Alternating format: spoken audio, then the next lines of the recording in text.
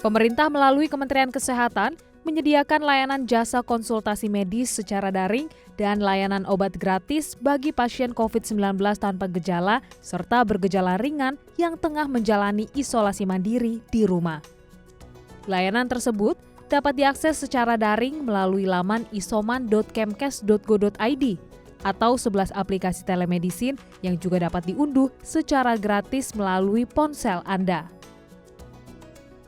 Pasien yang ingin mengakses layanan tersebut harus melakukan pemeriksaan PCR test maupun rapid test antigen di 742 laboratorium yang terafiliasi dengan Kementerian Kesehatan. Apabila hasilnya terkonfirmasi positif COVID-19, maka laboratorium penyedia layanan tes akan melaporkan data hasil pemeriksaan kepada database milik Kemenkes. Setelah resmi terdaftar pada database milik Kemenkes, pasien akan segera menerima pesan WhatsApp secara otomatis yang menyertakan tautan atau link yang dapat diakses untuk melakukan konsultasi bersama dokter hingga mendapatkan resep obat gratis. Secara mandiri, pasien juga bisa langsung mengakses salah satu platform layanan telemedicine dengan memasukkan kode voucher bertuliskan Isoman dan langsung mendapatkan layanan konsultasi medis bersama dokter yang melayani.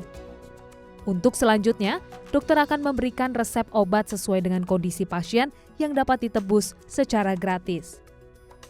Usai memanfaatkan layanan ini, pasien tidak perlu mengantri di apotik untuk mendapatkan resep obat-obatan. Kementerian Kesehatan telah bekerja sama dengan jasa ekspedisi untuk mengantarkan paket-paket obat gratis ini sesuai dengan alamat pasien. Kemarin, karena aku tidak terlalu bergejala, aku tuh cuma batuk sama pilek aja.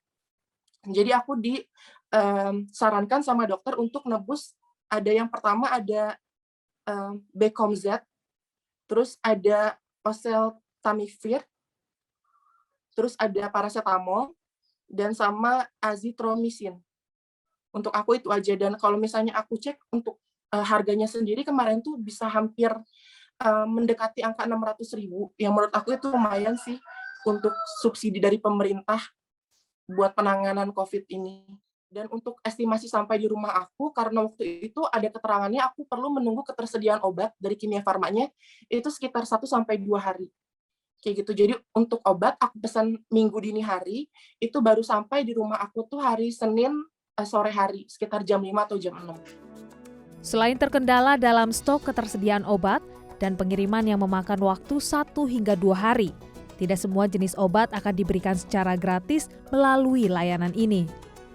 Melainkan terdapat 2 paket yang ditanggung pemerintah, yaitu paket A bagi pasien tanpa gejala, berisi beberapa jenis multivitamin seperti vitamin C, D, E, dan zinc untuk dikonsumsi selama 10 hari.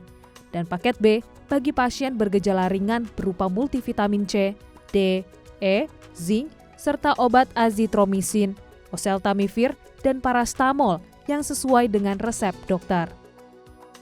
Terus untuk akses tentang obat-obatannya juga sebenarnya untuk 1-2 hari itu bisa dibilang cukup lama, karena gimana ya, ketika kita tahu kita positif itu kan pasti yang pertama tuh panik, takut, terus kayak kalau kita nunggu obat sampai 2 hari itu kayaknya apa ya, masih terlalu lama untuk kita bisa nunggu gitu.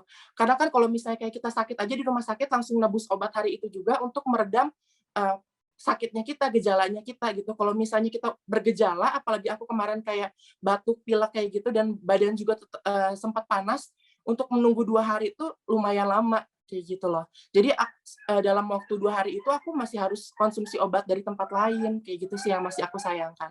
Jangan ragu untuk melakukan tes gitu, karena kalau dulu mungkinnya kita akan berpikir, kalau misalnya saya tes terus nanti disuruh ke rumah sakit akan pengobatan yang mahal-mahal kayak gitu, dan ternyata untuk yang aku alamin sekarang ini enggak kok. Aku benar-benar cuma PCR dan sampai hari ini obatnya udah habis dalam waktu 10 hari pas itu untuk konsumsi obatnya, itu nggak dikenakan biaya apapun.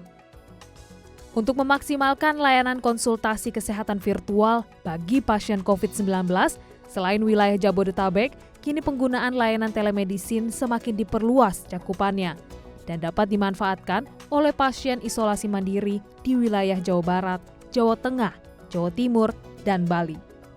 Namun, penggunaannya baru menjangkau skala perkotaan antara lain Kota Karawang, Kota Bandung, Kota Semarang, Kota Surakarta, Kota Yogyakarta, Kota Surabaya, Kota Malang, dan Kota Denpasar.